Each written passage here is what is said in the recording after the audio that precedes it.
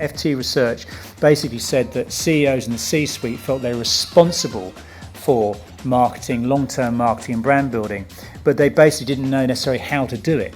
And so the concept, if you like, of going from the CEO's to-do list to the how-to-do list is very much really what we've been trying to do today. So one of the things that's going to unite everyone in this room is you're dealing with a world of completely subsidized, dumped material in your markets, which is going to make fundamental changes in viewing patterns from which we will not go back. What can we learn from the way that brands are scaling in the US? They are built on excellence in 4 pillars, and all 4 have to work together. So I want to talk about some trends here. First is very fast adoption of technology by the consumer. So on the picture on the left is a hotel. What is unique about this hotel? Everything is voice enabled. You know, open your curtains, set your alarm clock, everything is voice enabled. But again, if you don't speak Chinese, then you're in trouble too.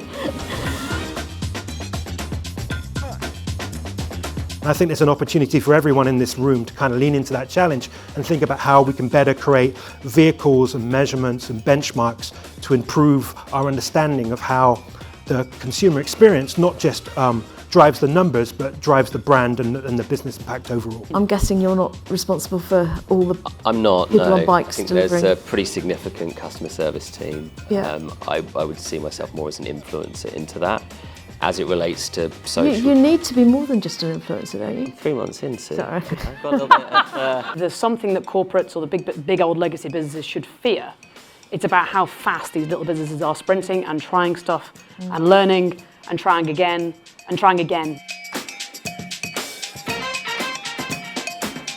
This sort of amount of data that we have at times, I think, is putting pressure on magic. And I think we are at risk of losing the magic and losing where we just need to make a decision. Yeah. You know, we make the decision. Don't let the data make the decision.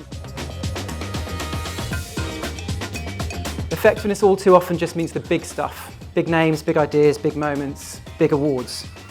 But that stuff means nothing if the rest of us are not translating it into small, everyday, habitual stuff.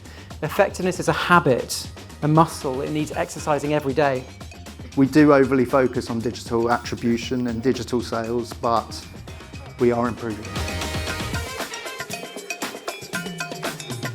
In the end, you know, telling a story or selling a story, it doesn't make any difference if that story doesn't hit you somewhere emotionally. Because if it doesn't, you're just telling it or selling it to yourself.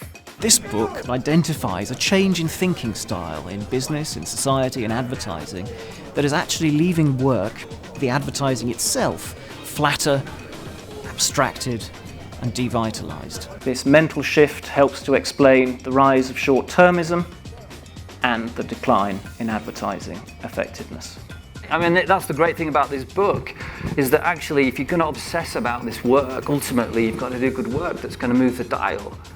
And it doesn't matter if you ticked all these boxes, that's rubbish. And the audience is telling you it's rubbish because they're not even there watching it, right?